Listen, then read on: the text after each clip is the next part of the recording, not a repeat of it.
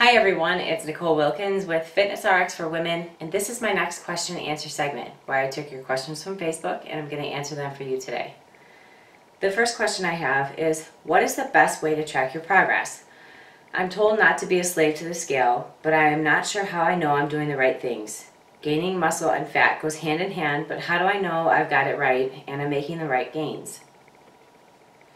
Well, a few ways you can track your progress aside from the scale would be circumference measurements.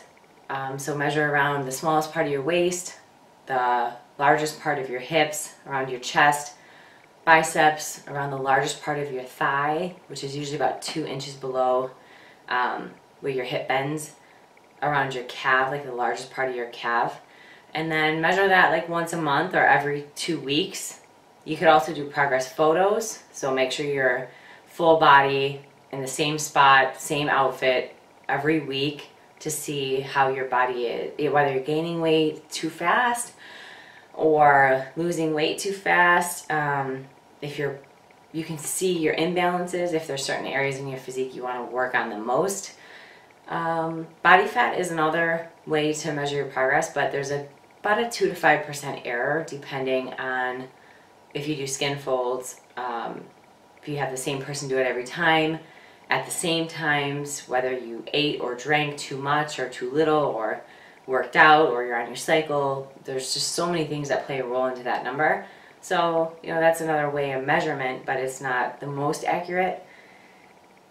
It's good to measure your weight, in my opinion, because it will help keep you within a certain range so that you're not gaining weight too fast or losing weight too fast. But just take note of it and then step off and move on with your life. Don't get stressed out about that number. It will fluctuate maybe 1 to 2 pounds every day. It won't stay exactly the same every single day, but it'll also change, from the morning to night. So a lot of times people gain anywhere from 3 to 7 pounds from the morning to the night, just from the foods that you eat and the water that you drink. But you want to make sure that you're not gaining so much weight where you can't see any definition, none of your clothes fit, you feel miserable. Because when you start to get leaner from that bulk, that huge bulk, it's going to be so much harder to get down because you have so much more weight to lose. So make sure that you can stay fairly lean and still gain good lean muscle. So hopefully that helps. The next question I have is, can you talk a little bit about warm-up sets, specifically why and how to do them and how to incorporate them into my training? Warming up is really important for decreasing your risk of injury, number one. I usually do about 5 minutes of cardio, whether it's on the treadmill or the elliptical or the bike or the step mill, anything to get my body warmed up, get the blood flowing, get my body a little bit more limber before I go into the weights. And let's just say I'm training legs. I'm not going to go right into the squat rack and do my heavy set before I start, at the first thing. So I normally will start on a leg extension and do like 3 to 5 sets of 15 to 20 just to get blood flow to the quads to warm up my legs. And then I'll go to the squat rack, and I still won't start with my heaviest weight right away. It's a very big move. So I'll just use the barbell with about a 10 on each side and do 15 to 20 repetitions for the first 2 to 3 sets before I start my first working set. That way my back is warmed up, my legs are warmed up, and I'm ready to gradually increase the weight. Now, once I do the squats and I've warmed up and I've done my working sets, I won't do any additional warm-up sets for all the additional exercises in my leg workout. I only do it for the first exercise. And that goes with all muscle groups. So if you're training shoulders and you're starting with shoulder press, do a few warm-up sets with a lighter weight to get your body ready for the heavy first working set, and then from then on you don't have to do any more additional warm-up sets unless you really want to. So hopefully that kind of clears that up. And the next question I have is, hi Nicole, I have torn the medial meniscus in both my knees. I've had surgery on the one, and the surgeon said no more running, squats, or lunges. I do power walks now, but what can I do to replace my beloved lunge and squat exercises and get some results? I've actually had meniscus surgery on my left knee twice. So your meniscus is basically cartilage that acts as a shock absorber between the two bones in your legs. So when you walk and when you jump, it kind of looks like a piece of bologna that's in between the bones that gives you a little bit of cushion so the bones aren't rubbing against each other and causing pain. So sometimes when that bologna or the meniscus tears, it will get kind of locked in your knee and can cause popping and locking and a lot of pain.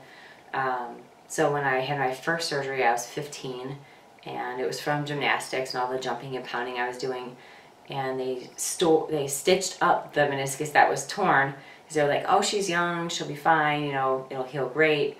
But then 6 months later, after the surgery, after the recovery, after the therapy, I tore it again and then had the pieces that were torn removed. I was walking out of the hospital that next day, or that day, I don't really remember now that I'm 30 and so old. So I have had periods of time where I've had a lot of pain, where it hurt to run for more than 5 minutes and even get in and out of the car sometimes. But I have taken glucosamine chondroitin that really seems to help a lot. And I've also learned to work around it. You know, I won't run hard every single day. I'll do more cross training. I'll run one day, do the step mill one day, bike one day. I know that I need to warm up a little longer on leg day because of my knees. I also believe that strengthening my muscles around the knees have helped with the support and you know, the blood flow to help reduce some of that pain. Now, I'm not sure if you've tried any of the exercises yet, but if you haven't, I wouldn't knock it yet completely. I know that your doctor is being very cautious, but it's always good to listen to your body too. So if you can do a squat and it doesn't cause any pain, you know, I don't see why you wouldn't be able to do, you know, basic squats.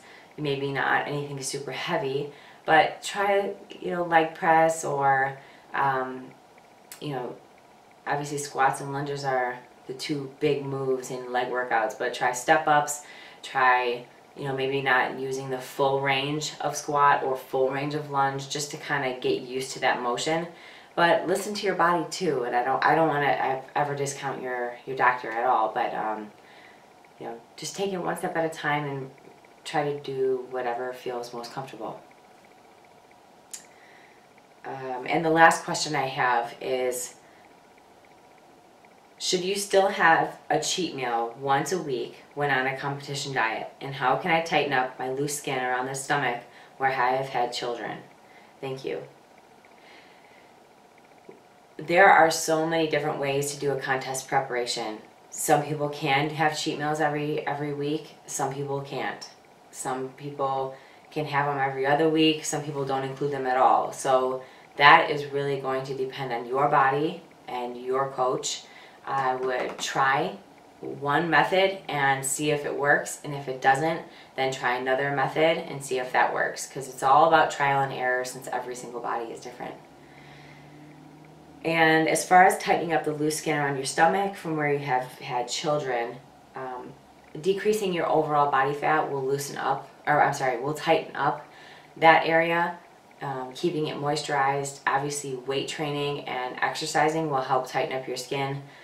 Drinking water, a lot of water, will also help. But sometimes if your skin has stretched a lot and you have a lot of loose skin, it may not completely go away. So by doing some of those things that I had mentioned prior, that will help.